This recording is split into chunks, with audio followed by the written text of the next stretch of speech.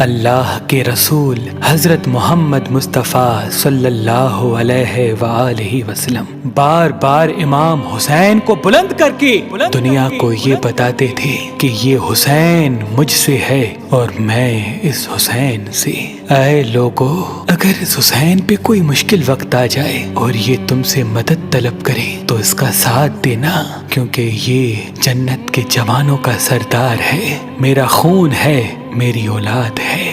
لیکن افسوس، ابھی رسول اللہ کی رحلت کو تھوڑا وقت ہی گزرا تھا کہ کربلا کے میدان میں ایک طرف 9 لاکھ کا مجمع تھا تو دوسری طرف وہ حسین جس کو اللہ کے رسول اپنے کندھوں پہ سوار کرتے تھے۔ امام حسین علیہ السلام اپنے نانا کی امت سے بار بار کہتے رہے کہ کیوں میرا رستہ روکا ہے؟ اے لوگو، پہچانو، میں تمہارے نبی کا نواسا ہوں۔ کیوں 3 دن سے میرے بچوں کو پیاسا رکھا ہے؟ کیوں میرے عزیز و اقارب کو شہید کیا ہے؟ بتاؤ، کیا میں نے رسول اللہ کی شریعت میں ترامیم کی ہے؟ کسی انسان کا حق کھایا ہے؟ کسی انسان پہ ظلم کیا ہے؟ اتنے میں فوج یزید ایک آواز میں کہنے لگی، اے حسین، ہم سب تجھے تیرے بابا علی کے بغض میں قتل کر رہے ہیں تاکہ یزید ہماری جھولیاں دولت سے بھر دے۔ امام حسین نے فرمایا، اے لوگو، آج جس اسلام کا علم تمہارے ہاتھوں میں بلند ہے، یہ علم میرے بابا علی نے بلند کیا۔ مت بھولنا، خیبر و خندق میں اگر علی نہ ہوتے تو اسلام کی فتح ناممکن تھی۔ وہ علی جس نے پوری زندگی اسلام کی تبلیغ کی، حق کو بلند کیا، رسول اللہ کی حفاظت کی، آج اس علی کو یہ اجر دے رہے ہو۔ اے لوگو، بتاؤ، اللہ کے رسول نے بار بار میرے بابا علی کا ہاتھ بلند کر کے فرمایا تھا کہ جہاں حق ہوگا وہاں علی ہوگا، جہاں علی ہوگا وہاں حق ہوگا، اور آج اس علی اور اولاد رسول کو یہ اجر دے رہے ہو۔ اتنے میں یزید کی فوج کے سپہ سالاروں نے دیکھا کہ کہیں فوج میں بغاوت نہ ہو جائے۔ اے شمر، کیا دیکھ رہے ہو؟ حملہ کرو۔ بس لاکھوں کی فوج نے جب رسول اللہ کے نواسے پہ حملہ کیا، امام حسین علیہ السلام نے اللہ کا نام لیا اور ذوالفقار کو نیام سے نکالا۔ تاریخ گواہ ہے، ایک طرف لاکھوں کا مجمع اور ایک طرف 3 دن کا بھوکا پیاسا حسین ابن علی۔ زمین پہ اس طرح کی جنگ پہلے کبھی نہیں دیکھی تھی کہ ایک تنہا انسان لاکھوں کے مجمع کو اس طرح سے فنار کر رہا ہے کہ فوج اشکیا واپس پلٹ کے بھاگنے لگی۔ امام حسین فوج یزید سے مخاطب ہو کے فرماتے ہیں، آؤ، 3 دن کے بھوکے کی جنگ دیکھو، 3 دن کے پیاسے کی جنگ دیکھو، رسول کے اس نواسے کی جنگ دیکھو، اس کی جنگ دیکھو جس کا جوان بھائی مارا گیا، جس کے جوان بیٹے کو نظروں کے سامنے قتل کیا گیا، جس نے اپنے ہی ہاتھوں سے اپنے بچے کی قبر بنائی۔ امام حسین شیر کی طرح فوج یزید سے لڑ رہے ہیں۔ اتنے میں آواز غائب آتی ہے، حسین، تیرا اللہ تجھ سے راضی ہوا۔ بس اس صدا کا سننا تھا، امام حسین علیہ السلام نے اپنی ذوالفقار کو تھام لیا۔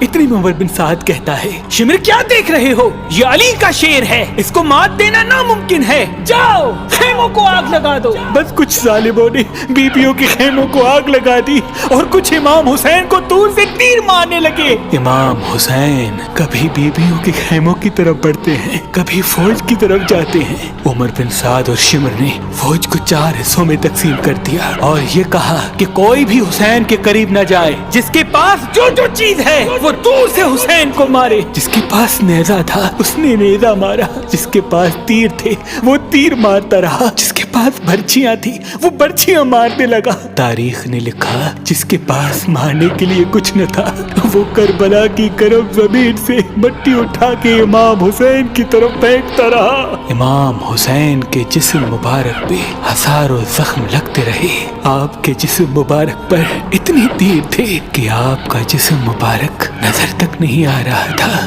بس جیسے ہی نواسا رسول گھوڑے کی زین سے زمین پہ آتے ہیں، فوج یزید جھومنا شروع کر دیتی ہے، لیکن اتنے میں وہ گھوڑا जिस पे आप सवारी किया करते थे वो इमाम हुसैन के चारों तरफ घूमना शुरू कर देता है ताकि इन तीरों से मैं अपने आका हुसैन को बचा लूं। वो घोड़ा दौड़ ही रहा था। इतने में उमर बिन साद ने कहा, ऐ लोगो रुको, मैंने अपनी आंखों से देखा था इस घोड़े पे अल्लाह के रसूल सवारी करते थे, कहीं तीर इस घोड़े को न लगे। और यूं तीरों को चलाना बंद किया गया।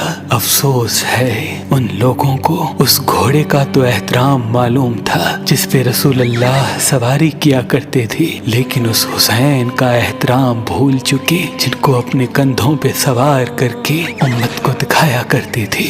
बस इमाम हुसैन अलैहिस्सलाम जमीन करबला पे अपना सर रख के अल्लाह का शुक्र कर रहे हैं और वहाँ फौजी यजीद के मुख्तलिफ सिपाही इमाम हुसैन का सर काटने के लिए करीब आते हैं। जो भी करीब आके इमाम हुसैन के सर को देखे तो उसे इमाम हुसैन के चेहरे में रसूल अल्लाह का चेहरा नजर आए और वो चीख के दूर चला जाए। इतने में शिमर कहने लगा, ये काम मुझसे ही होना है। जैसे ही शिमर ने खंजर इमाम हुसैन के गले पे रखा तो वो देखे इमाम हुसैन के लब हिल रहे हैं। उसने सोचा हमने हुसैन का पूरा खानदान कत्ल कर दिया, 3 दिन तक हुसैन के बच्चों को प्यासा रखा, शायद हुसैन हमें बद्दुआ दे रहे होंगे। सुनने के लिए कान करीब करे तो क्या सुने, इमाम हुसैन अलैहिस्सलाम अल्लाह की दरबार में अल्लाह की नेमतों का शुक्र कर रहे हैं कि ऐ अल्लाह तेरा शुक्र है कि इस अजीम इम्तिहान के लिए तूने इस हुसैन को चुना। इतने में इमाम हुसैन ने आंखें खोली और शिमर से कहा,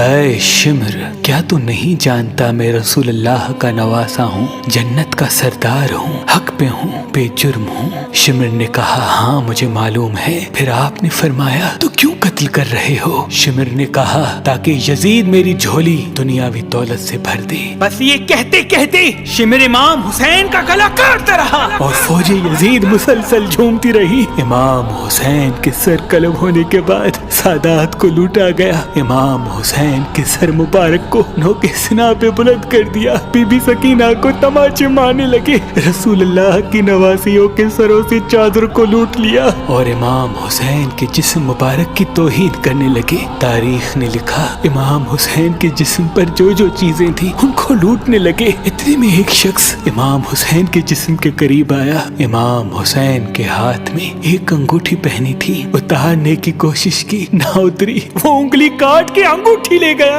आपके जिस्म मुबारक को रस्सियों से बांध के करबला की गर्म जमीन पे इधर से उधर फिराया गया।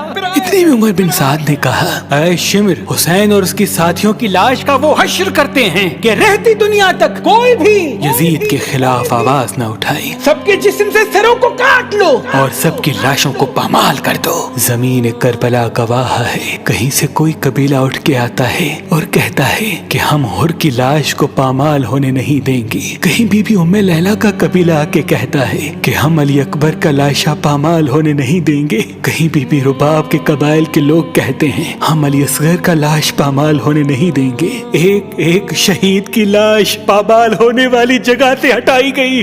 तारीख गवाह है सिर्फ रसूल अल्लाह का अकेला नवासा करबला की गर्म जमीन पे पड़ा रहा और मगरिब के घोड़े मशरिक की तरफ, मशरिक के घोड़े मगरिब की तरफ दौड़ते रहे। इमाम हुसैन का जिस्म पामाल होता रहा। इमाम जाफर सादिक अलैहिस्सलाम फरमाते हैं, मेरा सलाम हो मेरे उस गरीब दादा पर जिसकी लाश को इस तरह से पामाल किया गया कि उनकी दाईं पसलियां बाईं पसलियों की तरफ चली गई और बाईं पसलियां दाईं पसलियों की तरफ चली गई, जिनका सीना और पुश्त एक साथ हो गया। सलाम हो मेरे उस बेवतन दादा हुसैन पर जिनके जिस्म मुबारक के टुकड़ों को जमीन करबला पे बिखेरा गया। सलाम हो, सलाम हो, सलाम हो। बिखेरा गया।